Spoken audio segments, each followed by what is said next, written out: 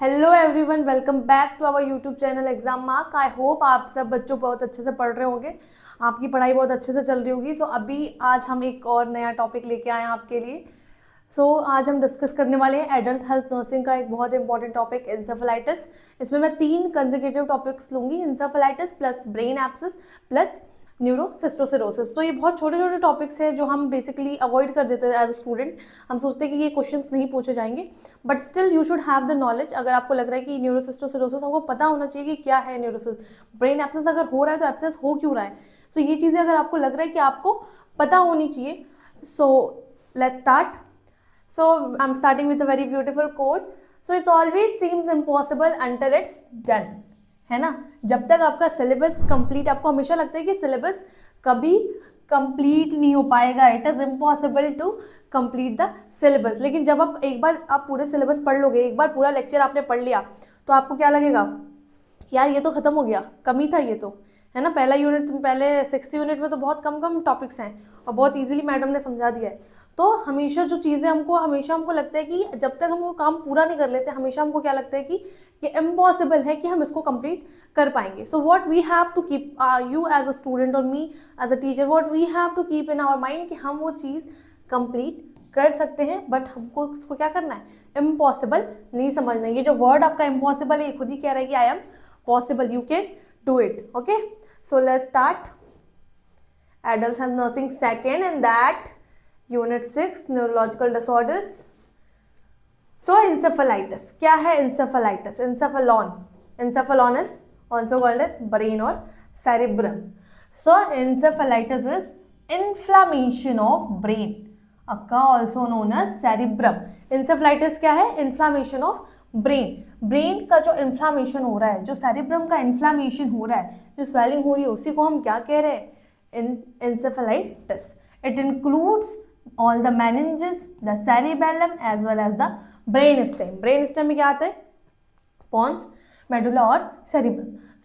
ये brainstem को include कर रहा है, cerebellum को इंक्लूड कर रहा है, as well as meninges को इंक्लूड कर रहा है। meningitis में क्या हो रहा था, meningitis में only the meninges are involved, but अभी देखो encephalitis में क्या है, होल ब्रेन है ना। मतलब meninges भी इन्वॉल्व है, brainstem भी इन्वॉल्व है और सेरिबेलम भी इन्वॉल्व है। तो इस पर्टिकुलर कंडीशन को हम क्या कहेंगे, इंसेफेलाइटिस। थोड़ी सी फिजियोलॉजी हम देख लेते हैं। ऑलरेडी फिजियोलॉजी क्लास में सीएनएस के बारे में आपने डिस्कस किया है, but still central nervous system mainly क्या इंक्लूड करता है, ब्रेन एंड स्पाइनल को। And the peripheral nervous system, ये मेनली क्या इंक्लूड करता है, ऐसे नर्व्स जो कनेक्ट करते हैं सेंट्रल नर्वस सिस्टम को मसल्स और ऑर्गन से। तो पेरिफेरल पीएनएस का काम क्या है, सीएनएस को मसल्स और ऑर्गन से कनेक्ट करने का, और सेंट्रल नर्वस सिस्टम का क्या है, उससे कनेक्ट होके उसको इन्फॉर्मेशन पहुंचाने का कि तुमको ये काम करना है। मसल अभी क्या है, अगर मैंने किसी हॉट चीज़ को टच किया तो मेरे पास रिफ्लेक्स आग कहाँ से आ रहा है, ब्रेन से आ रहा है। ये हमारा काम कौन करता है, सीएनएस और पीएनएस। तो यही जो सीएनएस और पीएनएस है अपना, इसमें क्या हो जा रहा है, इन्फ्लामेशन, और उसी को हम क्या कह रहे हैं,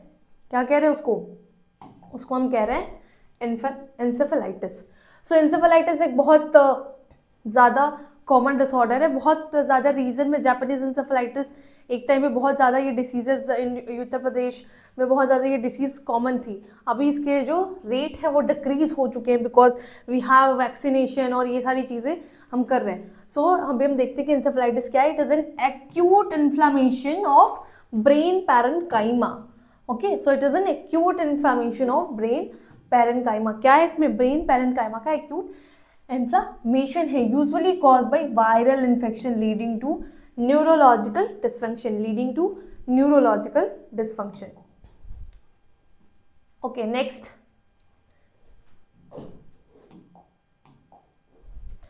है अपना इंसेफेलाइटिस के बारे में एक और चीज।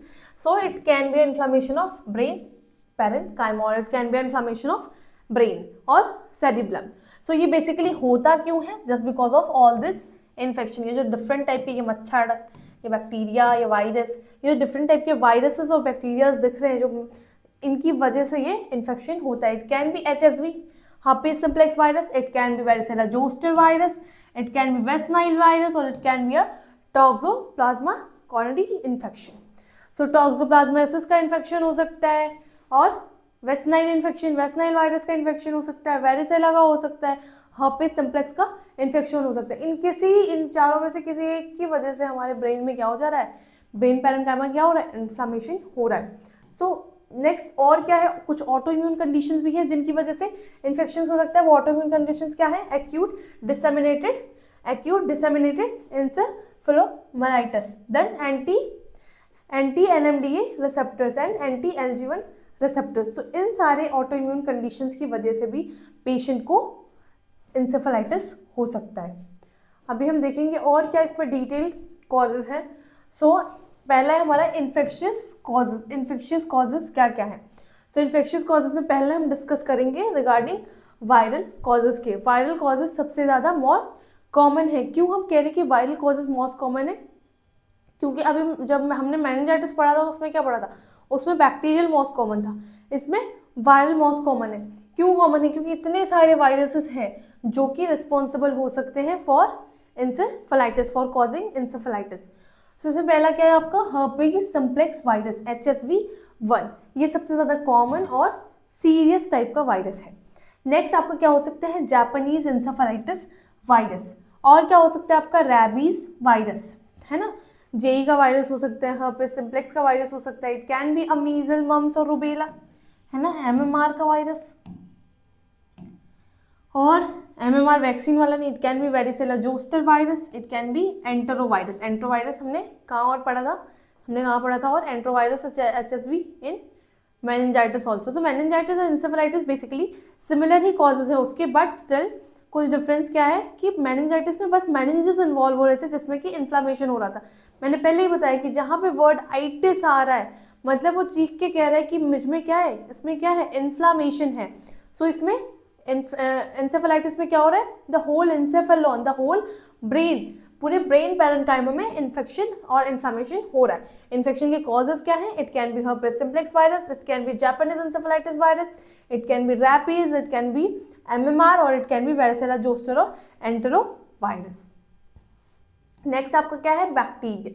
सो बैक्टीरियल बहुत रेयर कॉज में bacterial virus can be a cause. तो बैक्टीरियल बहुत रेयर कॉज में होता है अगर पेशेंट को ट्यूबरकुलस माइकोबैक्टीरियम ट्यूबरकुलाई का बैक्टीरिया अगर उसके अंदर है तो, है ना, अगर सफलिस का बैक्टीरिया है। सो इस सारे कॉजेज में बहुत रेयर है कि इंसेफेलाइटिस बैक्टीरिया की वजह से हो रहा है। बट कॉमन क्या है, कॉमन अगर आपसे क्वेश्चन पूछा जाए, the question is asked the most common cause of encephalitis, then your answer will be it will be a virus. A viral infection is most common cause for encephalitis. तो अगर आपके पास question आ रहा है कि सबसे ज़्यादा कॉमन कॉज क्या है इंसेफेलाइटिस के लिए, तो आपको आपका आंसर क्या होगा, virus can be most common cause. Next आपका अदर क्या है, फंगल और parasitic infection. Immuno compromise patient में फंगल या फिर पैरासिटिक इन्फेक्शन भी एक कॉज हो सकता है।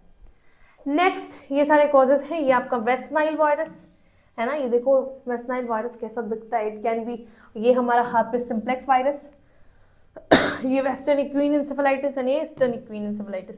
सो ये डिफरेंट टाइप्स के वायरसेस का स्ट्रक्चर है, ये आप डिटेल माइक्रोबायोलॉजी में आपने पढ़ा होगा, different virus structures. Then next आपका क्या है, second non infectious causes. Other than infection क्या क्या कॉजेज हो सकते हैं जिसकी वजह से इंसेफेलाइटिस पेशेंट को हो रहा है। अदर देन इन्फेक्शन क्या कॉजेज है, अदर देन इन्फेक्शन, पहला इसमें क्या है, ऑटो इम्यून इंसेफेलाइटिस, है ना, ऑटो इम्यून हमारे खुद की इम्यूनिटी। ऑटो इम्यून का मतलब क्या है, ऑटो इम्यून का मतलब क्या है, हमारी खुद की इम्यूनिटी हमें खुद मार रही है ना, मतलब जिस इम्यूनिटी को हमारी बॉडी को प्रोटेक्ट करने के लिए बनाई है वो खुद ही बॉडी को मार रही है, उसी को हम क्या कहते हैं, ऑटो इम्यून डिसीजेस, है ना।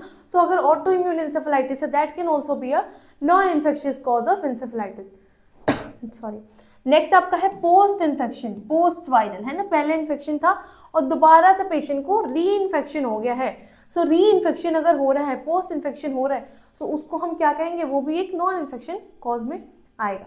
एंड देन वैक्सीनेशन रिलेटेड, अगर किसी ने वैक्सीनेशन कोई कराई है, MMR की, HSV की कोई वैक्सीनेशन कराई है और पेशेंट बहुत इम्यून कॉम्प्रोमाइज था, है ना, पेशेंट की इम्यूनिटी नहीं उतनी अच्छी थी और पेशेंट को वैक्सीनेशन रिलेटेड इन्फेक्शन हो गया, वैक्सीनेशन रिलेटेड इंसेफेलाइटिस हो गया, तो उसको भी हम नॉन इन्फेक्शियस कॉज में ऐड करते हैं।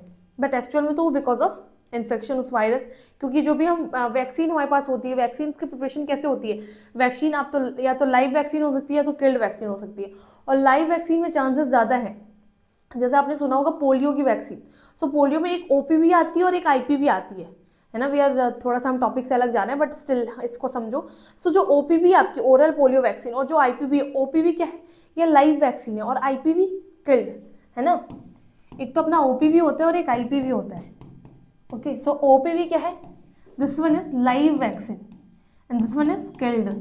पढ़ा है वैक्सीन का डिफरेंट टाइप कम्युनिटी में, और यानी और FON। सो ओपीवी में लाइव वैक्सीन होती है और आईपीवी में किल्ड वैक्सीन होती है। तो ओपीवी ये जो लाइव वैक्सीन है इसको हम सैबिन भी कहते हैं, और इसको सैक कहते हैं, क्योंकि उसको जो जिन्होंने दिया था उनके नाम के लास्ट में ये वर्ड्स आते थे। सो ये जो ओपीवी है, अगर पेशेंट को ओपीवी लगी और पेशेंट को इस ओपीवी की वजह से पोलियो हो गया, सोचो ऐसा सुने, वैक्सीन क्यों लगाते हैं हम, वैक्सीन तो इसलिए लगाते हैं ना ताकि पेशेंट को हम प्रिवेंट कर सके उस पर्टिकुलर डिसीज से। लेकिन पेशेंट इतना इम्यून कॉम्प्रोमाइज था कि पेशेंट को तुमने ओपीवी दिया और वो सेरोटाइप सही नहीं था, या जो भी बात थी जिस वजह से पेशेंट को, इसकी वजह से पेशेंट को पोलियो हो गया, है ना। तो इसको हम कहते हैं vaccine derive polio, paralytic polio. So vaccine derive polio कब होगा, जब आप पेशेंट को चेक नहीं कर रहे हो, उसका इम्यून रिस्पॉन्स, उसका इम्यून सिस्टम नहीं चेक कर रहे हो कि पेशेंट का इम्यूनिटी अच्छी है या नहीं, और आप उसको वैक्सीन एडमिनिस्टर कर रहे हो, तो उस केसेस में ये वैक्सीनेशन रिलेटेड केसेस आपको देखने को मिलते हैं इन एंसेफेलाइटिस ऑल्सो। नेक्स्ट आपका है क्या रिस्क फैक्टर्स हो सकते हैं जिसकी वजह से इंसेफेलाइटिस, किसको रिस्क है जिसको इंसेफेलाइटिस हो सकती है। सो सबसे ज़्यादा चिल्ड्रन एंड एल्डरली, है ना, ये दोनों वल्नरेबल एज ग्रुप है ना, इन दोनों में रिस्क है, क्योंकि चिल्ड्रंस भी बहुत इम्यूनोलॉजिक डिफिसिट होते हैं, उनमें भी चांसेस है कि उनको इंसेफेलाइटिस हो सकते हैं, एज वेल एज एल्डरली भी बहुत डिफिसिट होती है उनकी इम्यूनिटी। सो इन दोनों में चांसेस है कि उनको रिस्क फैक्टर्स है कि उनको हो सकता है इंसेफेलाइटिस अगर पेशेंट की पुअर इम्यूनिटी है। Then mosquito exposure, JE, dengue, है ना, ऐसे एरियाज, कुछ पर्टिकुलर एरियाज हैं जहाँ पे मॉस्किटो के एक्सपोजर बहुत ज़्यादा है। तो अगर मॉस्किटो एक्सपोजर बहुत ज़्यादा है तो उस केस में भी पेशेंट को रिस्क है कि उसको इंसेफेलाइटिस हो सकता है। एंड अनवैक्सीनेटेड इंडिविजुअल, वैक्सीन लगा रहे तो भी रिस्क है, अनवैक्सीनेटेड हो तो भी रिस्क है। सो अनवैक्सीनेटेड इंडिविजुअल को ज़्यादा रिस्क है देन वैक्सीनेटेड, क्योंकि वैक्सीनेटेड में तो आप चेक कर रहे हो उसका इम्यूनिटी स्टेटस, उसके बाद वैक्सीनेट कर रहे हो, बट अगर वैक्सीनेट ही नहीं हुआ तो बहुत रिस्क है कि उसको इंसेफेलाइटिस हो सकती है। तो अभी आप देखोगे जब शेड्यूल, तो जिस रीजन में ज़्यादा चांसेस होते हैं जापानीज इंसेफेलाइटिस के, उस रीजन में पर्टिकुलरली उस रीजन में इम्यूनाइजेशन शेड्यूल में इंक्लूडेड है जेई की वैक्सीन। ओके, जापानीज इंसेफेलाइटिस की वैक्सीन इंक्लूडेड है उस रीजन में। पैथोफिजियोलॉजी क्या है, कैसे हो रही है ये डिसीज, है ना, कैसे हो रही है ये डिसीज, पैथोफिजियोलॉजी क्या है डिसीज की।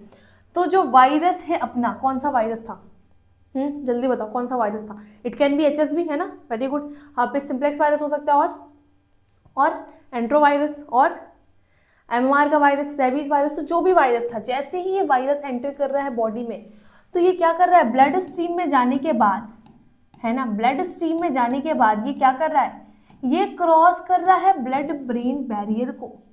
क्या कर रहा है, ये BBB, ब्लड ब्रेन बैरियर को ये क्रॉस कर रहा है, और उसकी वजह से ये क्या क्रॉस करा रहा है, inflammation in oedema of the brain parenchyma, और जिसकी वजह से पेशेंट में इंक्रीज ICP के पेशेंट और न्यूरोलॉजिकल डैमेज के पेशेंट में फीचर्स हमको देखने को मिल सकते हैं। सो बेसिकली पैथोफिजियोलॉजी एग्जाम्पल क्या हो रहा है, जो वायरस है वो एंटर कर रहा है हमारे ब्लड स्ट्रीम में, ब्लड स्ट्रीम से वो क्रॉस कर रहा है BB को, है ना, ब्लड ब्रेन बैरियर को, BBB को, blood brain and barrier, blood brain barrier को वो क्रॉस कर रहा है, और फिर वो एंटर कर जा रहा है ब्रेन में, जिसकी वजह से ब्रेन का जो पैरेन्काइमल सेल्स है उसमें क्या हो रहा है, inflammation as well as edema, और उस एडेमा इन्फ्लामेशन की वजह से जो ICP का लेवल है वो राइज हो जा रहा है, इंक्रीज ICP, रेज हो जा रहा है ICP का लेवल, और it can also cause neuronal damage.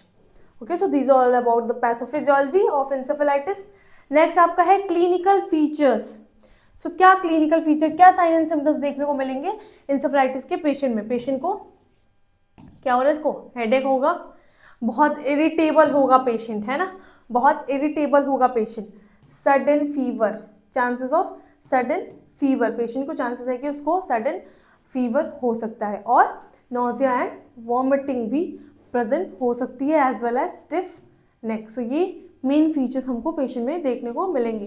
क्या होगा, पेशेंट को हेडेक, इरिटेबल होगा पेशेंट, सडन फीवर। तो आप देखो, जो भी आप जब डिसीजेस पढ़ोगे ना, न्यूरोलॉजिकल डिसऑर्डर्स। तो इसमें सारे सिम्टम्स सिमिलर ही हैं, सब में पेशेंट को हेडेक हो रहा है, इरिटेबल पेशेंट सब में रह रहा है। मेन फीचर क्या है वो आपको फोकस करना है। जैसे मेनिंजाइटिस में मेन फीचर क्या था, हमने मेनिंजाइटिस पढ़ लिया है, नहीं पढ़ा है तो देख के आओ वीडियो। मेनिंजाइटिस में मेन फीचर क्या था, मेनिंजाइटिस में मेन फीचर था उसका कर्निंग और Brudzinski sign plus 3 classical signs जो बैक्टीरियल मेनिंजाइटिस में देख रहे थे हम, फीवर, एंटरमेंटल status as well as neck rigidity. इसमें भी इसका मेन फीचर क्या है, स्टिफ नेक है पेशेंट को, फीवर है।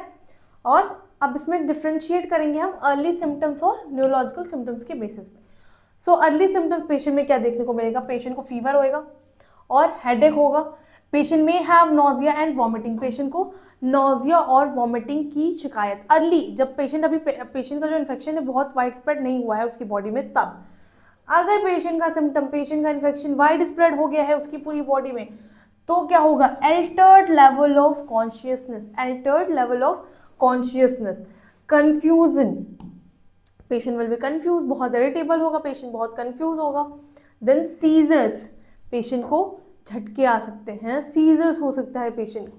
स्पीच और मेमोरी डिस्टर्बेंस, पेशेंट के स्पीच और मेमोरी में डिस्टर्बेंस हो सकता है, as well as behaviour changes. तो ये सारे न्यूरोलॉजिकल सिम्टम्स आपको देखने को मिलेंगे पेशेंट में। नेक्स्ट आपका क्या है, सीवियर सिम्टम्स क्या देखने को मिलेंगे। सीवियर सिम्टम्स में क्या होगा, patient can go in coma, paralysis as well as respiratory failure. तो सोचो इंसेफेलाइटिस इतनी खतरनाक बीमारी, इतनी डेंजरस डिसीज है जो कि पेशेंट को कोमा तक की कंडीशन में लेके जा सकती है। सो सीवियर सिम्टम्स में पेशेंट कोमा में जा सकता है, पेशेंट को रेस्पिरेटरी फेलियर हो सकता है, और आइदर पेशेंट के बॉडी में पैरालिसिस हो सकता है। It can B hemiplegia, it can B quadriplegia. तो ये जो पैरालिसिस वाली वीडियो है ये भी हमने पढ़ी है ना। सो कोई ना कोई रेस्पिरेटरी फेलियर या पैरालिसिस पेशेंट को हो सकता है। So these are the clinical features. तो अभी आपको समझ में आ रहा होगा कि हमको क्या मेन चीज़ पढ़नी है। अगर आपको इंसेफेलाइटिस के क्लिनिकल फीचर्स आपको याद करने, तो आपको मेनली याद करने कि पहले पेशेंट को कुछ अर्ली सिम्टम्स आएंगे, और जो अर्ली सिम्टम्स आएंगे वो बहुत माइन्यूट से होंगे, फीवर, वॉमिटिंग, नोजिया। फिर कुछ न्यूरोलॉजिकल सिम्टम्स आएंगे, जैसे कि जिसमें पेशेंट बिहेव नहीं अच्छे से करेगा, अल्टर्ड बिहेव करेगा। फिर उसको कुछ सीवियर सिम्टम्स आएंगे, जैसे इसमें क्या होगा, पैरालिसिस, रेस्पिरेटरी फेलियर, ये सारी चीज़ें पेशेंट को देखने को मिलेंगी। Next, how we will diagnose, कैसे डायग्नोज करेंगे कि पेशेंट को इंसेफेलाइटिस हो गया, कैसे पता लगाओगे। सो क्या करना है हमको, we have to go for LP, lumbar puncture करना है। एक और क्वेश्चन यहाँ से बनता है, what is the other name for lumbar puncture. So एक और इसका नाम है स्पाइनल टैपिंग, और स्पाइनल टैप कहते हैं इसको, ठीक है। सो स्पाइनल टैपिंग या स्पाइनल टैप। सो हम लंबर पंक्चर करेंगे, और लंबर पंक्चर में basically what we are going to examine, we are going to examine the CSF, cerebrospinal fluid. और सेरेब्रोस्पाइनल फ्लूइड में क्या क्या होता है हमने पढ़ा है मेनिंजाइटिस में।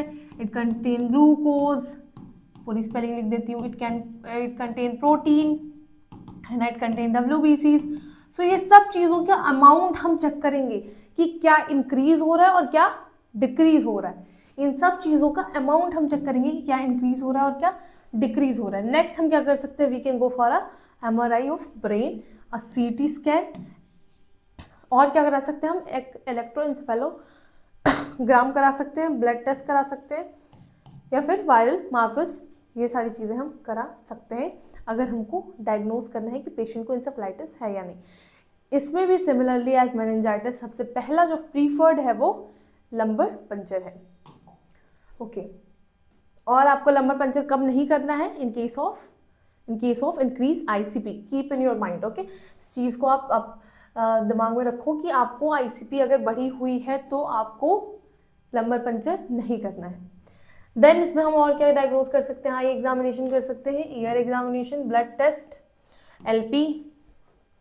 ये देखो EEG में क्या करते हैं, जैसे आप वो करते हो ECG है ना, इलेक्ट्रोकार्डियोग्राम में क्या है, ECG में आप देखते हो बहुत चेस्ट लीड लगाते हैं और हम पेशेंट का PQRS, T वेव देखते हैं ना कि P वेव कैसी आ रही है ना, Q वेव कैसी आ रही है, ये हम देखते हैं कि P वेव कैसी आ रही है, QRS कैसी आ रही है, सारी वेव्स देखते हैं। वैसे ही सिमिलरली इन EEG, इलेक्ट्रोएन्सेफेलोग्राम में भी हम बहुत सारे पैचेस, बहुत सारे नॉट्स हम इंसर्ट करते हैं पेशेंट के ब्रेन में, ठीक है, पेशेंट के ब्रेन में इंसर्ट करते हैं। आप जब कभी साइकेट्रिक हॉस्पिटल में आपकी पोस्टिंग हुई होगी, आप साइकेट्रिक पेशेंट को देखते होगे, तो साइकेट्रिक पेशेंट्स में ये बहुत ज़्यादा कॉमनली, और न्यूरोलॉजिकल डेफिशिएंट जो भी न्यूरोलॉजिकल पेशेंट होते हैं उसमें बहुत ज़्यादा common diagnosis, mode of diagnosis है ये। तो इसमें हम बहुत सारे पैचेस लगाते हैं ब्रेन में और फिर हम ब्रेन के वेब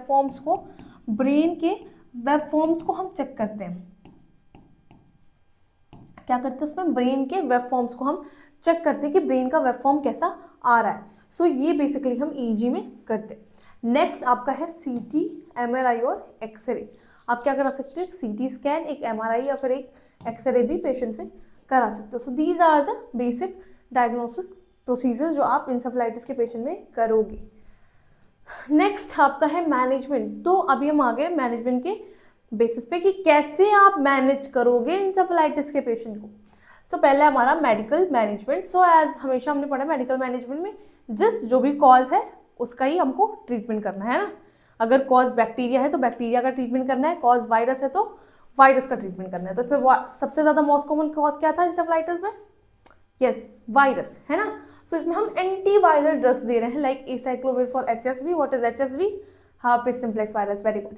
एंटीबायोटिक्स दे रहे हैं, जैसे कि कोई भी बैक्टीरियल कॉज सस्पेक्टेड है तो antipyretics for the fever and anti conversion in case of seizures. अगर पेशेंट को सीजर्स है तो फेनिटोइन एंटी कन्वर्जन हम दे सकते हैं। एंड ऑब्वियसली कॉर्टिकोस्टेरॉइड दे रहे हैं सेलेक्टेड केसेस, क्योंकि इसमें क्या हो रहा है, इसमें पेशेंट को इन्फ्लामेशन है। इंसेफेलाइटिस क्या है, इंसेफेलाइटिस एक ऐसा केस है जिसमें पेशेंट को इन्फ्लामेशन हो रहा है। So we can also give corticosteroids. So these are the medical management for the patient with encephalitis. Next है हमारा nursing management. So as nurses, what is your role and responsibility to do? So पहला क्या करना है आपको करना है assessment. क्या करोगे, कैसे assess करोगे? You have to monitor the vital signs, the neurological assessment, observe करेंगे पेशेंट को फॉर सीजर, मॉनिटर करेंगे फ्लूइड बैलेंस को। देन नेक्स्ट हमारा क्या है, नर्सिंग इंटरवेंशन। नेक्स्ट हमारा क्या है, नर्सिंग इंटरवेंशन। तो मेंटेन करना है एयरवे और ऑक्सीजन को, सीजर प्रिकॉशंस करना है हमको, क्या करना है फीवर को, टेपेट स्पॉन्जिंग को, फीवर को, एंटीपायरेटिक्स को, इसको कंट्रोल करना है सॉरी। देन हमको नेक्स्ट क्या करना है, मेंटेन करना है क्वाइट इन्वायरमेंट। हमको क्या करना है, पेशेंट बहुत ज़्यादा इरिटेबल हो सकते हैं तो हमको एक क्वाइट इन्वायरमेंट मेंटेन करना है। देन हमको क्या करना है, इंश्योर करना है एडिक्वेट न्यूट्रिशन एंड हाइड्रेशन। और हमको रेज्ड आईसीपी, अगर आईसीपी बढ़ी हुई मिल रही है तो इसके साइन एंड सिम्टम्स को हमको चेक करना है। और हमको क्या करना है, emotional support to the patient and family, patient और फैमिली को इमोशनल सपोर्ट भी प्रोवाइड करना है। सो क्या कॉम्प्लिकेशंस आएंगे अगर पेशेंट इंसेफेलाइटिस का है और वो अनट्रीटेड है, आप उसको ट्रीट नहीं कर रहे हो। So there are chances of permanent brain damage. हो सकता है कि पेशेंट को परमानेंट ब्रेन डैमेज हो जाए, या फिर epilepsy and seizure, this both are different things है ना, दोनों अलग अलग चीज़ें हैं। ऐसा नहीं है कि एपिलेप्सी और सीजर दोनों सेम है। सीजर क्या है, सीजर एक बार जो अकरेंस आ रहा है, एक बार जो पेशेंट को जो फिट्स आ रहे हैं उसको हम कह रहे हैं सीजर। एपिलेप्सी रिकरेंट अगर सीजर आ रहा है बार बार, है ना, वो जो DTCS है या जो भी है वो अगर पेशेंट को रिकरेंट आ रहा है, so that we call is epilepsy. तो पेशेंट का साइन एंड सिम्टम था कि उसको सीजर आ सकता है मे बी, लेकिन अगर कॉम्प्लिकेशन में देखेंगे तो पेशेंट को बार बार सीजर्स आएंगे तो वो एपिलेप्सी। देन पेशेंट को मेमोरी लॉस हो सकता है। हमने पढ़ा कि सीवियर केस अगर हो जाएगा तो पेशेंट कोमा में भी जा सकता है और पेशेंट को मेमोरी लॉस भी हो सकता है। और क्या होगा, पेशेंट को हियरिंग एंड स्पीच इम्पेयरमेंट हो सकता है। पेशेंट की जो बोलने और सुनने की क्षमता थी वो घट जाएगी, और डेथ भी हो सकता है अगर बहुत सीवियर केस है और पेशेंट को ट्रीट नहीं किया जा रहा है तो। Okay, moving to next slide. So next slide में हम डिस्कस करेंगे कि कैसे हम प्रिवेंट करेंगे इस इन्फेक्शन को। तो हम इम्यूनाइजेशन करा सकते हैं, जापानीज इंसेफेलाइटिस का, मीजल्स का, मम्प्स का, है ना, जितने भी वायरस कॉजिंग है इंसेफेलाइटिस उनका हम इम्यूनाइजेशन कराएंगे। मॉस्किटो कंट्रोल मेजर्स हम अपनाएंगे, क्यों, क्योंकि mosquito can be a vector for encephalitis, so we have to use mosquito control measures. Early treatment and infection हाँ, अगर जो भी अर्ली ट्रीटमेंट हमको करना है इन्फेक्शन का। और hand hygiene and infection control, ऐसे पेशेंट में हम बोलेंगे कि आप हैंड हाइजीन और इन्फेक्शन कंट्रोल मेंटेन करो। सो की डिफरेंसेस क्या हैं इंसेफेलाइटिस में। सो ये हमारा सारा फीचर है जो हम देखेंगे, जिसके थ्रू हम डिफरेंसेस को देखेंगे। सो पहला फीचर है आपका इसमें अफेक्टेड पार्ट। तो ये देखो, इंसेफेलाइटिस में अफेक्टेड पार्ट क्या है? Brain tissue. और मेनिंजाइटिस में अफेक्टेड क्या पार्ट क्या है? मेनिंजेस। नेक्स्ट क्या है? Mental changes. इसमें बहुत कॉमन है कि मेंटल चेंजेस हो सकते हैं, क्योंकि हमने न्यूरोलॉजिकल सिम्टम में पढ़ा है, बट मेनिंजाइटिस में बहुत रेयर है। और सीजर में, सीजर बहुत कॉमन है इंसेफेलाइटिस में, और इवन इन कॉम्प्लिकेशन पेशेंट को एपिलेप्सी हो सकती है, पेशेंट को एपिलेप्सी भी डेवलप हो सकती है ना। बट ये हमारा जो पेशेंट है मेनिंजाइटिस का, इसमें सीजर लेस कॉमन है एज कम्पेयर टू इंसेफेलाइटिस। तो ये हमने की डिफरेंसेस देख लिए, कंपेयर कर लिया हमने। तो अगर आपको बहुत कन्फ्यूजन हो रहा है कि मेनिंजाइटिस और इंसेफेलाइटिस सेम है या डिफरेंस है, तो आप ये चार्ट एक बार इसका स्क्रीनशॉट ले लो। ये चार्ट आप एक बार रिमेंबर कर लोगे कि affected part, mental changes, seizure किस में आ रहा है, तो आपको डिफ्रेंशिएट हो जाएगा कि इंसेफेलाइटिस क्या है और मेनिंजाइटिस क्या है। Moving to next slide. Okay, so key point for exam. सो मैं अपने स्टूडेंट्स के लिए बहुत इंपॉर्टेंट की पॉइंट्स लेके आई हूँ जो आपको हमेशा अपने माइंड में रखना है। सो इसमें क्या है? HSV इज द, मैंने पहले ही बताया था कि सबसे ज़्यादा most common cause Japanese encephalitis में वायरस है, और उस वायरस में भी सबसे कॉमन वायरस कौन सा है? Herpes simplex virus. कौन सा है? Herpes simplex virus. herpes simplex virus, है ना। Then MRI is the more sensitive than CT. So MRI ज़्यादा sensitive diagnosis of choice है than CT. Acyclovir is the drug of choice for HSV infection. ये हमने पहले ही पढ़ा था कि अगर HSV इन्फेक्शन है, अगर HSV इंसेफेलाइटिस है, तो ड्रग ऑफ चॉइस क्या होगी आपकी? Acyclovir. Acyclovir is a antiviral drug. It is a antiviral drug. Early treatment reduces mortality. अगर आप अर्ली ट्रीटमेंट कराओगे तो वो मोर्टेलिटी को रिड्यूस कर सकती है, chances of death can be decrease, है ना। सो हमको एज सुन एज पॉसिबल आपको पता चल रहा है कि पेशेंट को ये सारे फीचर्स आ रहे हैं, जो फीचर्स इंडिकेट कर रहे हैं कि पेशेंट को इंसेफेलाइटिस हो सकता है, तो हमको जितने भी रेजिमेन हैं for the treatment of encephalitis वो यूज़ करना है। आप बस ये सोच के मत पढ़ो कि आपको एग्जाम में पास होना है, आप ये सोचो कि in future you are going to be a tutor और you are going to be a nursing officer, है ना। और आप नर्सिंग ऑफिसर बन रहे हो, आपको पता ही नहीं है कि क्या मैनेजमेंट है, तो आप कैसे ट्रीट करोगे पेशेंट को। सो ये सारे फीचर्स आपको पता होने चाहिए। ओके, नेक्स्ट टॉपिक हम डिस्कस करने जा रहे हैं। इसी के साथ साथ इंसेफेलाइटिस के दो और टॉपिक मैं डिस्कस करूंगी। एक तो आपका है ब्रेन एब्सेस और दूसरा है आपका न्यूरोसिस्टोसिरोसिस। तो ये दोनों टॉपिक हम अभी जल्दी जल्दी देखेंगे कि क्या है इसमें। So, पहला हमारा टॉपिक है बहुत ब्यूटीफुल सा टॉपिक, ब्रेन एब्सेस। एब्सेस का मतलब क्या है? एब्सेस का मतलब क्या है? A formation of what? किसका फॉर्मेशन हो रहा है? फ्लूइड का एक्यूमुलेशन हो रहा है कहीं पे, है ना। कोई चीज़ कहीं पे फ्लूइड का एक्यूमुलेशन हो रहा है, उसी को हम क्या कह रहे हैं? Brain abscess. अभी देखो इसमें ब्रेन एब्सेस में क्या हो रहा है। So a brain abscess is a localised collection of pus within the brain tissue. कौन सा फ्लूइड इसमें एक्यूमुलेट हो रहा है? क्या नाम है उस फ्लूइड का? दैट इज अ पस। सो इट कैन बी अ पस। सो अगर कलेक्शन हो रहा है पस का, कहाँ पे? इन द ब्रेन टिश्यू, तो उसको हम क्या कह रहे हैं? उसको हम कह रहे हैं एक brain abscess. It can cause by a bacterial, fungal और पैरासिटिक इन्फेक्शन। अब इसमें ध्यान देना, इंसेफेलाइटिस में हम क्या डिस्कस कर रहे थे, किस चीज़ पे फोकस था मेरा? इंसेफेलाइटिस में कॉमन कॉज था वायरस। यहाँ पे वायरस कहीं नहीं है, यहाँ पे कौन है कॉज? फंगल, पैरासिटिक और अ बैक्टीरियल इन्फेक्शन। सो ये इतना इंपॉर्टेंट टॉपिक नहीं है, बट स्टिल आपको पता होना चाहिए कि ब्रेन एब्सेस क्या है। सो इसमें क्या होता है? पस का कलेक्शन हो जाता है कहाँ पे? ब्रेन के टिश्यूज़ में। जो डिफरेंट ब्रेन टिश्यूज़ हैं उसमें क्या हो रहा है? यहाँ पे पस का कलेक्शन हो रहा है, उसी को हम क्या कह रहे हैं? Brain abscess. ओके, नेक्स्ट है आपका causes. What can be the aetiology? So it can spread from the nearby infection. जो नियर बाई इन्फेक्शन है उससे ये स्प्रेड हो सकता है। It can spread from the nearby infection like otitis media, mastitis, sinusitis, dental infection. So इन सब infection से ये हो सकता है। नेक्स्ट आपका क्या है? Haematogenous spread, blood born हेमाटोजेनस spread से भी ये हो सकता है। लंग इन्फेक्शन, है ना, congenital heart diseases, septicaemia. Next आपका क्या है, डायरेक्ट इनऑकुलेशन, डायरेक्ट इनऑकुलेशन से भी ये हो सकता है।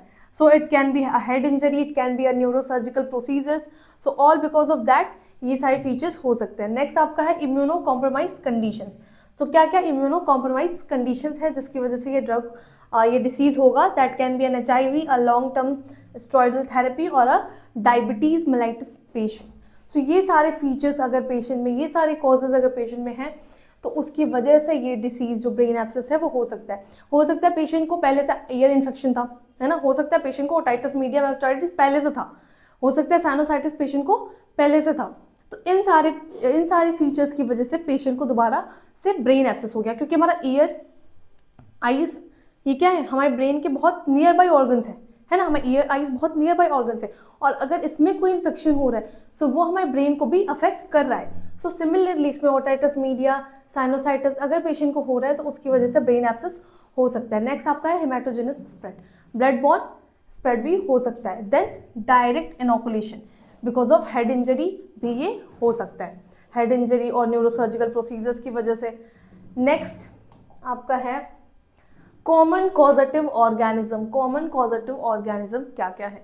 So common causative organism streptococcus species है, स्ट्रेप्टोकोकस स्पेसीज, सॉरी।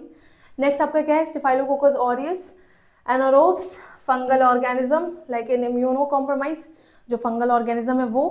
सो ये सारे कुछ कॉमन कॉजेटिव ऑर्गेनिज्म है जिसकी वजह से पेशेंट को ब्रेन एब्सेस हो सकता है। The first one is Streptococcus species, Streptococcus की स्पेसीज। नेक्स्ट आपका क्या है, स्टेफाइलोकोकस ऑरियस, स्टेफाइलोकोकस ऑरियस से कॉज हो सकता है, एनारोब से कॉज हो सकता है, और फंगल और ऑर्गेनिज्म जो इम्यून कॉम्प्रोमाइज है अगर पेशेंट, तो उसमें fungal organism can also be a cause for brain abscess. So next हम देखेंगे कि रिस्क फैक्टर्स क्या क्या है ब्रेन एब्सेस के लिए। तो पहला इसमें क्या है, अगर किसी को क्रॉनिक ईयर इन्फेक्शन है, किसी भी पेशेंट को क्रॉनिक बहुत लंबे समय से ईयर इन्फेक्शन है, तो उस केस में पेशेंट को रिस्क है कि पेशेंट डेवलप कर सकता है। Next congenital heart diseases, then next immune suppression और पुअर हाइजीन। सो ये सारे फीचर्स, अगर ये सारी चीज़ें कोई कर रहा है, किसी को पहले से क्रॉनिक इन्फेक्शन है, ईयर इन्फेक्शन है, तो उसके में चांस है कि उसको हो सकता है ब्रेन एब्सेस, क्योंकि ऑर्गन क्या है, पास वाला ऑर्गन है ना। नेक्स्ट आपका क्या है, कंजेनाइटल CSD है पेशेंट को, कंजेनाइटल हार्ट डिसीज है, तो इम्यून सप्रेशन, कोई वो इम्यून सप्रेस की दवा ले रहा है, या तो हो सकता है कि पेशेंट का कोई ट्रांसप्लांट हुआ हो। तो आप देखते हो कि जो भी ट्रांसप्लांट वाले पेशेंट होते हैं उसमें हम क्या देखते हैं पेशेंट को, उसमें हम उनको इम्यून सप्रेस मेडिकेशन देते हैं ना, ताकि वो ऑर्गन को वो एक्सेप्ट कर ले उनकी बॉडी। लेकिन अगर ये इम्यून सप्रेशन चल रहा है तो पेशेंट रिस्क पे है कि उसको ब्रेन एब्सेस भी हो सकता है। ऐसा कॉज नहीं है, पेशेंट क्या है, पेशेंट बस रिस्क पे है। Then poor dental hygiene. Next आपका क्या है, पैथोफिजियोलॉजी, कैसे ये डिसीज होती कैसे ये ब्रेन एब्सेस की बीमारी। सो infection enter in the brain tissue, obvious सी बात है, फिर ये ब्रेन बैरियर को क्रॉस करेगा, जो ब्लड ब्रेन बैरियर है BBB, उसको ये क्रॉस करेगा और ये ब्रेन टिश्यू तक जाएगा। उसकी वजह से लोकलाइज इन्फ्लामेशन होगा और पस का फॉर्मेशन होगा। देन जो भी सराउंडिंग टिश्यूज है उसमें एडेमा होगा, इंट्राक्रेनियल प्रेशर ICP इंक्रीज होगा, और वो क्या करेगा, कंप्रेस करेगा ब्रेन स्ट्रक्चर्स को वो कंप्रेस करेगा, और पेशेंट में न्यूरोलॉजिकल डिफिशिट आएगा, okay. So next we are discussing clinical features. तो अभी तक आपने क्या क्या देख लिया, आपने इंसेफेलाइटिस देखा, इंसेफेलाइटिस में क्या है। नेक्स्ट हमने देखा ब्रेन एब्सेस, ब्रेन एब्सेस में हमने क्या देखा कि क्या होता है ब्रेन एब्सेस। तो क्या है ब्रेन एब्सेस, एक फ्लूइड का एक्युमुलेशन, एक पस का एक्युमुलेशन इन ब्रेन, और बेसिकली उसके कॉजेज क्या हैं, जो भी उसके सराउंडिंग इन्फेक्शन है ना, जो भी उसकी सराउंडिंग डिसीजेज है वो कॉजेज है। It can be a chronic otitis media, it can be a sinusitis, it can be a virus. So ये सारे कॉजेज हैं। अब हम देखेंगे क्या मेन क्लिनिकल फीचर्स हमको देखने को मिलेंगे। सो अगर पैरासाइटिक ब्रेन एब्सेस है तो हेडेक होगा, है ना, एलिवेटेड बॉडी टेम्परेचर, सो फीवर हो सकता है पेशेंट में। Next nausea and vomiting, patient क्या है, पेशेंट को नोजिया और वॉमिटिंग के सिम्टम्स भी हो सकते हैं। देन विजन प्रॉब्लम, पेशेंट को डिप्लोपिया हो सकता है। What is diplopia, it is double vision, है ना। सो पेशेंट को डिप्लोपिया और ब्लड विजन, ये सारी प्रॉब्लम्स हो सकती है। देन पेशेंट में have stiff neck, patient complain करेगा कि मुझे ना गर्दन में बहुत ऐसा लग रहा है कि मैं गर्दन सीधी नहीं कर पा रहा हूँ, तो पेशेंट को स्टिफ नेक की प्रॉब्लम भी हो सकती है। So these are the common clinical features जो आपको पेशेंट में देखने को मिलेंगे। ओके, जर्नल एक बार हम देख लेते हैं। जर्नल सिम्टम्स क्या है? Fever, headache, nausea and vomiting. Neurological symptoms हमने पढ़ा था, altered consciousness, seizure, neurologic deficit में वीकनेस और स्पीच प्रॉब्लम हो सकती है। Sign of raised ICP, papilledema, bradycardia, hypertension और अनइक्वल पिपल्स। तो ये सारे सिम्टम्स पेशेंट में देखने को मिलेंगे। नेक्स्ट, हम कैसे डायग्नोज करेंगे कि पेशेंट को ब्रेन एब्सेस हो गया है? कैसे हम डायग्नोज करेंगे कि पेशेंट को ब्रेन एब्सेस हो गया है? तो हम क्या कर सकते हैं? We can go for a CT scan और MRI. We can go for a CT scan और एमआरआई। प्रीफर्ड है कि हम एक सीटी स्कैन या एमआरआई कराएं। We can go for a blood culture. हम सीबीसी करा सकते हैं और सीबीसी में हमको क्या मिलेगा? In CBC we find there will be increase WBC, जो व्हाइट ब्लड सेल का काउंट है वो इंक्रीज होगा। ऑब्वियस सी बात है, अगर कोई भी इन्फेक्शन हमारी बॉडी में होता है तो ये जो डब्ल्यूबीसी है ना, ये इंडिकेटर है, ये बढ़ के बताता है कि देखो तुम्हारी बॉडी में कुछ ना कुछ तो गड़बड़ चल रहा है। सो ये WBC count will be increase. Then LP करा सकते हैं हम, लंबर पंचर। यूजुअली अगर ब्रेन हर्निएशन का रिस्क है, और ये रिस्क ऑफ ब्रेन हर्निएशन कब होता है बच्चों? कब होता है ये रिस्क ऑफ ब्रेन हर्निएशन? जब ये आईसीपी नाम का जो ये आदमी है ना, आदमी नहीं है, प्रेशर है, आईसीपी नाम का जो प्रेशर है, जब ये इंक्रीज होता है तो ये risk of brain herniation increase होता है। तो उस केस में हम एलपी नहीं कराते, उस केस में हम लंबर पंचर नहीं कराते, otherwise we can go for an LP. तो ये सारे डायग्नोस्टिक इन्वेस्टिगेशन हम पेशेंट में करा सकते हैं। ओके, नेक्स्ट आपका क्या है? Medical management. क्या मेडिकल मैनेजमेंट आप करोगे? हमको मेडिकल मैनेजमेंट क्या करना है? इसमें हाई डोज एंटीबायोटिक्स हमको पेशेंट को देना है बेस्ड ऑन कल्चर। जब आपको कल्चर कर रहे हो, आपको पता चल रहा है कि कौन सा बैक्टीरिया रिस्पॉन्सिबल है, उसके बेसिस पे एंटीबायोटिक्स दोगे आप for what? To decrease the fever, है ना, जो इंक्रीज टेम्परेचर था उसको डिक्रीज करने के लिए। Anti convulsant in the case of patient को सीजर आ रहा है तो you can also prescribe corticosteroids, corticosteroid भी प्रिस्क्राइब कर सकते हैं। सर्जिकल मैनेजमेंट देखो, इसमें क्या करते हैं हम? एस्पिरेशन और एक्सेशन ऑफ द एब्सेस। जो ब्रेन में डिफरेंट एब्सेस बन गया था, इस एब्सेस को हम क्या कर रहे हैं? एक्सरसाइज कर रहे हैं, इस एब्सेस को क्या कर रहे हैं? रिमूव कर रहे हैं वहां से। सो ये सर्जिकल मैनेजमेंट हम इसमें कर सकते हैं, एस्पिरेशन और एक्ससीजन ऑफ द एब्सेस। कब इंडिकेटेड है ये? अगर वो एब्सेस मोर देन 2.5 सेंटीमीटर, ये ब्रेन में अगर 2.5 सेंटीमीटर से ज़्यादा जगह अगर ये एब्सेस ले रहा है तो उस केस में हम क्या करेंगे? We have to go for surgical management. Increase ICP, अगर आईसीपी बहुत ज़्यादा इंक्रीज है तो उस केस में भी हम कर सकते हैं। और नो रिस्पॉन्स टू एंटीबायोटिक्स, अगर पेशेंट एंटीबायोटिक को कोई रिस्पॉन्स नहीं दे रहा है तो। नेक्स्ट आपका है नर्सिंग मैनेजमेंट। तो कैसे as nurses how you are going to manage this disease condition? तो इसमें भी सबसे पहले हमको असेस करना है। असेस करेंगे क्या क्या? उसका न्यूरोलॉजिकल स्टेटस, है ना, बेसिकली जीसीएस। जीसीएस में क्या क्या चेक करते हैं? Very good, eye response, then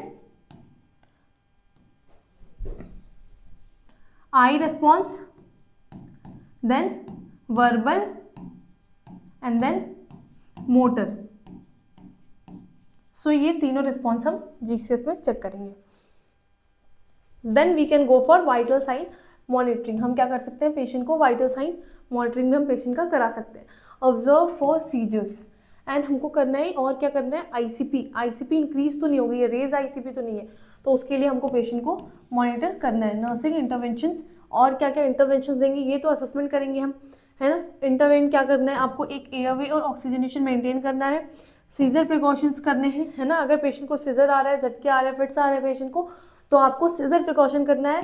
आपको जो भी मेडिकेशन प्रिस्क्राइब्ड है वो मेडिकेशन आप एडमिनिस्टर करोगे। मेंटेन करोगे हेड एलिवेशन को, और इनटेक और आउटपुट को मॉनिटर करोगे। प्रोवाइड करोगे quite low stimulus environment. Patient बहुत इरिटेबल रहेगा तो उसको आप लो स्टिमुलस एनवायरनमेंट प्रोवाइड करोगे। As well as you will assist the patient in their ADLs activity of daily living में आप एज नर्स असिस्ट करोगे। एंड जब सबसे इंपॉर्टेंट काम है हमारा, है ना, हेल्थ एजुकेशन, तो हमको क्या करना है? पेशेंट को और उसकी फैमिली को एजुकेट करना है। Okay, what can be the complication? It can be a brain herniation, है ना, बहुत ज़्यादा आईसीपी इंक्रीज है तो मेनिंजाइटिस भी हो सकता है ऐसे पेशेंट्स को एब्सेस की वजह से, infection, then recurrent seizures, epilepsy, permanent neurological deficit हो सकता है, कोमा में जा सकता है, या फिर पर्सन की डेथ भी हो सकती है। ओके, नेक्स्ट प्रिवेंट कैसे करेंगे हम? तो अगर किसी भी पेशेंट को कोई भी ईयर आई इन्फेक्शन हो रहा है तो हम उससे बोलेंगे कि आप इसका ट्रीटमेंट कंटिन्यू करो। आपको इसको क्या करना है, क्रॉनिक नहीं बनाना है ना। फिर हम क्या कहेंगे पेशेंट को कि गुड ओरल हाइजीन, आप अच्छी ओरल हाइजीन मेंटेन करो, और prompt treatment of systemic infection, अगर कोई भी बॉडी में आपको इन्फेक्शन है तो आप उसको एज सून एज पॉसिबल उसको आप ट्रीट कराओ, उसका ट्रीटमेंट लो। सो इन्फेक्शन कंट्रोल मेजर्स हम इसमें बेसिकली ट्राई करेंगे for preventing this disease.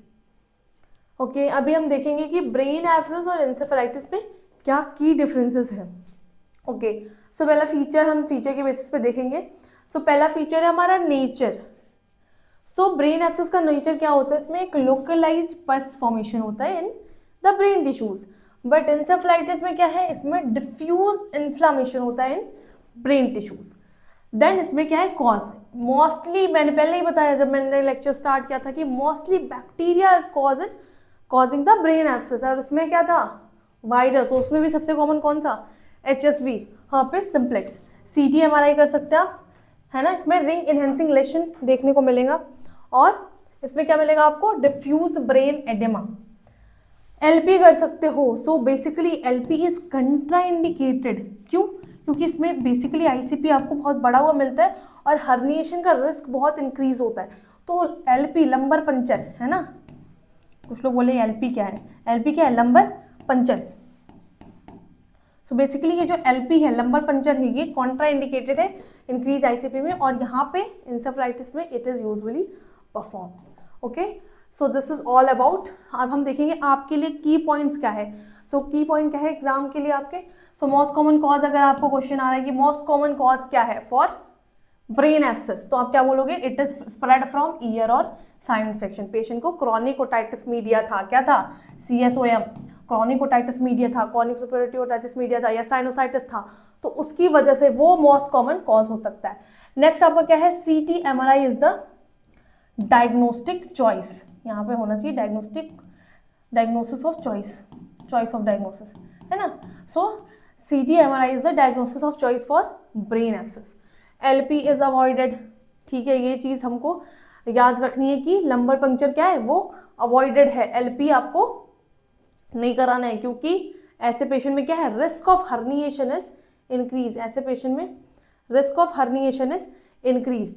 Okay, then और क्या करना है आपको, सर्जिकल ड्रेनेज, हो सकता है कि हमको एक्सिजन करना पड़े, जो ब्रेन एब्सेस बन गया है ब्रेन में, है ना, जो ब्रेन एब्सेस बन गया है, अगर वो मोर देन 2.5 सेंटीमीटर है, अगर वो मोर देन 2.5 सेंटीमीटर है, तो हमको सर्जिकल ड्रेनेज की जरूरत पड़ सकती है, हमको सर्जरी की जरूरत भी पड़ सकती है, और सीजर इसमें बहुत कॉमन फीचर है। सो ये की पॉइंट है आपके लिए ब्रेन एब्सेस के लिए। नेक्स्ट हम मूव करेंगे अपने नेक्स्ट टॉपिक। मैंने आपको जैसे बताया था कि हम 3 डिटेल्ड डिसीज कंडीशन पढ़ने वाले हैं। पहले हमने पढ़ा इंसेफेलाइटिस, दूसरा हमने पढ़ा ब्रेन एब्सेस, और अब हम पढ़ेंगे NCC, न्यूरोसिस्टोसिरोसिस। बहुत कॉमन डिसीज है ये, बहुत सारे पेशेंट्स में, बहुत सारे बच्चे और इवन एडल्ट्स, आर्मी मैन, सबको ये इन्फेक्शन हो सकता है। और ये इन्फेक्शन आपको पता है एक वेजिटेबल की वजह से होता है, कैबेज में एक टीनिया सोलियम नाम का पैरासाइट है, वो प्रेजेंट होता है, और उसकी वजह से ये न्यूरोसिस्टोसिरोसिस हो सकता है। सो यहाँ एक CT स्कैन है और ये शो कर रहा है इस पर्टिकुलर पैरासाइट को कि कहाँ कहाँ ये पैरासाइट प्रेजेंट है ब्रेन में, ठीक है। Okay, so definition, starting with the definition, what is neurocysticercosis. Neurocysticercosis is a parasitic infection of brain, जैसे मैंने पहले बताया ये क्या है, एक पैरासिटिक इन्फेक्शन है, और बेसिकली इसका कॉज क्या है, ये टीनिया सोलियम है ना, पॉक टैपवर्म जिसका लार्वल स्टेज, ये लार्वा, ये टीनिया सोलियम का लार्वा, ये न्यूरोसिस्टोसिरोसिस जो ब्रेन इन्फेक्शन जैसी बीमारी कर सकता है। और जो आप कैबेज खाते हो ना, कैबेज है ना, बेसिकली रॉ कैबेज है ना, जो पका हुआ कैबेज नहीं, आप बर्गर खा रहे हो या फिर कोई जिस भी चीज़ में आप रॉ कैबेज का कंजप्शन कर रहे हो, तो उसमें बहुत ज़्यादा रिस्क है ये NCC, न्यूरोसिस्टोसिरोसिस का। So be aware of that. Next देखते हैं हम इसमें क्या है, कॉजेज एंड ट्रांसमिशन, क्या ऐसा क्या कॉज है, तो कॉज तो पहले ही पता चल गया, क्या कॉज है, पैरासाइट। कौन सा पैरासाइट, टीनिया सोलियम, है ना, टीनिया सोलियम। इसके इंजेस्टेड एग्स, एनी हाउ कैसे इंजेस्ट होगा आपकी बॉडी में, कोई फूड सप्लीमेंट ले रहे हो, है ना, वही पत्ता गोभी में ये टीनिया सोलियम प्रेजेंट था, क्योंकि जिस भी फार्मर ने उसको लेके आया था वो उसने वॉश किया था। लेकिन आपने क्या है, आप बाहर पे कहीं बर्गर खा रहे हो किसी ठेले वाले क्या, और उसने वॉश नहीं किया, उसने तो वैसे ही लगा दिया है, वो पत्ता गोभी आपने खाया तो आपने क्या, आपके अंदर क्या चला गया, ये जो टीनिया सोलियम के एग्स थे ना, वो विद दैट पत्ता गोभी वो आपके अंदर चले गए और वो स्प्रेड करेगा, वो कंटामिनेट करेगा आपकी बॉडी को। जो भी आप कंटामिनेटेड फूड या वो क्या करेगा, आपकी ब्लड स्ट्रीम को कंटामिनेट करेगा और उसकी वजह से ये ब्लड ब्रेन बैरियर को क्रॉस करेगा और ये टीनिया सोलियम कहाँ प्रेजेंट हो जाता है, कहाँ पहुंच जाता है, ये ब्रेन में। और वो क्या कॉज करता है फिर वहाँ पे, न्यूरोसिस्टोसिरोसिस। ठीक है, इसमें नेक्स्ट क्या है, not from eating pork directly that causes intestinal tapeworm not NCC. अगर डायरेक्टली खा रहे हैं तो उसकी वजह से इंटेस्टाइनल टेपवर्म हो सकता है। ठीक है, इंटेस्टाइन में टेपवर्म प्रेजेंट हो सकता है, एनसीसी नहीं होगा। लेकिन इनडायरेक्टली कहीं खा रहे हो और वो हाइजीन मेंटेन करके नहीं खा रहे हो, रॉ खा रहे हो, तो उस केसेस में हो सकता है। नेक्स्ट हमारा पैथोफिजियोलॉजी। तो इसमें क्या, एग्स हैच हुए टीनिया सोलियम के, है ना, उसका लार्वा ट्रेवल हुआ हमारे ब्रेन तक। कैसे ट्रेवल हुआ, कुछ भी आपने इंजेस्ट किया, उसके एग को इंजेस्ट किया, एग हैच हो गया और अब उसका लार्वा कहाँ ट्रेवल कर गया, कहाँ ट्रेवल कर गया, इस ब्रेन में ट्रेवल कर गया इसका एग्स, है ना। और ये लार्वा फॉर्म करेगा सिस्ट और इसकी वजह से क्या होगा, इन्फ्लामेशन एंड प्रेशर इंक्रीज होगा और ब्रेन की डिस्फंक्शंस होंगे। नेक्स्ट है आपका क्या कॉमन क्लिनिकल फीचर्स आपको देखने को मिलेंगे अगर पेशेंट को न्यूरोसिस्टोसिरोसिस है तो क्या कॉमन फीचर्स देखने को मिलेंगे। पहला क्या है इसमें, सीजर, है ना, पेशेंट को झटके आ सकते हैं, फिट्स आ सकता है, हेडेक, नोजिया और वॉमिटिंग हो सकता है और अल्टर्ड कॉन्शियसनेस, पेशेंट का कॉन्शियसनेस अल्टर्ड हो सकता है। फोकल न्यूरोलॉजिकल डिफिसिट, वीकनेस या विजन प्रॉब्लम भी हो सकती है। कैसे डायग्नोज करेंगे हम, सो डायग्नोसिस क्या है अपना, सीटी और एमआरआई ऑफ द ब्रेन। यहाँ पे आपको शो कर रहे हैं डिफरेंट सीटीज एमआरआईज, इस सब में डिफरेंट शो कर रहे हैं डिफरेंट इन्फेक्शन, कहाँ पे पैरासिटिक इन्फेक्शन प्रेजेंट है। और हम क्या करा सकते हैं, we can go for a blood test और हिस्ट्री ऑफ एक्सपोजर और एंडेमिक एरिया।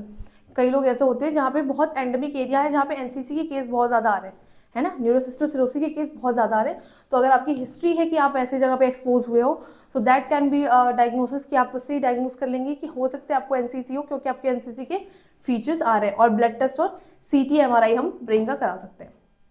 कैसे मैनेज करेंगे इस कंडीशन को, सो हमको क्या करना है, we have to give anti epileptic drug, है ना, एंटी सीजर मेडिसिन हमको देनी है। एंटी पैरासिटिक ड्रग क्यों दे रहे हैं, एंटी पैरासिटिक, क्योंकि एल्बेंडाजोल, मेबेंडाजोल, है ना, क्यों दे रहे हैं, क्योंकि इसमें एक पैरासाइट इन्वॉल्व है, टीनिया सोलियम, सो इसलिए हमको एंटी पैरासिटिक ड्रग देना है, as well as corticosteroids to reduce the inflammation. और हम सर्जरी करा सकते हैं। बेसिकली ये सर्जरी बहुत रेयर होती है, हर केस में सर्जरी नहीं करते हैं। अगर कॉम्प्लिकेशंस लाइक हाइड्रोसेफेलस डेवलप हो गया, हाइड्रोसेफेलस क्या होता है, अभी सब पूछो हाइड्रोसेफेलस क्या है। सो हाइड्रोसेफेलस में क्या है, जो हमारा ब्रेन का स्ट्रक्चर है, नॉर्मली ये ब्रेन को इतने ही साइज में रहना था, लेकिन इसका CSF का अमाउंट इतना ज़्यादा बढ़ गया कि ये ब्रेन का स्ट्रक्चर जो है वो बहुत बड़ा हो गया। सो उसी कंडीशन को हम कहते हैं हाइड्रोसेफेलस, है ना। पीडियाट्रिक में डिटेल में आप पढ़ोगे। तो इस केस में अगर हाइड्रोसेफेलस हो गया तो हम सर्जरी कराते हैं, otherwise there is no need for surgery. Okay, so these are the medical management जो हम पेशेंट में करेंगे। सो अगर एनसीसी है, न्यूरोसिस्टोसिरोसिस है, तो उसमें एज नर्सेज हमारी क्या रिस्पॉन्सिबिलिटी है, तो we have to do seizure precautions, है ना। हमको क्या करना है, सीजर प्रिकॉशंस देना है। We have to monitor neurological status of the patient, उसका GCS चेक करोगे, पेशेंट ओरिएंटेड है या नहीं, है ना, वो आप चेक करते हो ना, oriented to time place and person, GCS check करोगे, आई वर्बल मोटर रेस्पॉन्स और मेडिकेशन एडेरेंस चेक करोगे। पेशेंट को एजुकेट करोगे रिगार्डिंग हाइजीन एंड सैनिटेशन, कि आपको क्या करना है, हाइजीन, फूड हाइजीन मेंटेन करनी है basically. So these are the nursing care focus for us. Then next, okay, thank you. So इतना हमने डिटेल पढ़ा है रिगार्डिंग इंसेफेलाइटिस, ब्रेन एब्सेस और एनसीसी, न्यूरोसिस्टोसिरोसिस। तो अगर आपको इसमें कोई भी डाउट हो, you can ask in the comment section. और अगर आपको इसका डिटेल PDF चाहिए, so it is available in our exam mark app, you can go and download the app. आप वो ऐप डाउनलोड करो, आपको पूरा डिटेल PDF मिल जाएगा। अगर आपको कोई भी डाउट है, कुछ भी डाउट आ रहा है, पिछले वाले सेशन में कोई डाउट है, यू कैन आस्क, आप ऐप पे भी पूछ सकते हो। वी हैव डिफरेंट प्लेटफॉर्म्स, हमारा इंस्टाग्राम पे चैनल है, हमारा FB पे चैनल है, तो आप वहाँ पे भी क्वेश्चन कर सकते हो। सो आई होप आपको ये लेक्चर पसंद आया होगा। अगर आपको ये लेक्चर पसंद आया है तो आप इसको शेयर करो अपने फ्रेंड्स को, बिकॉज शेयरिंग इज केयरिंग, है ना। तो आप अपने नॉलेज को भी बढ़ाओ और अपने फ्रेंड्स के भी नॉलेज को बढ़ाओ। Thank you so much.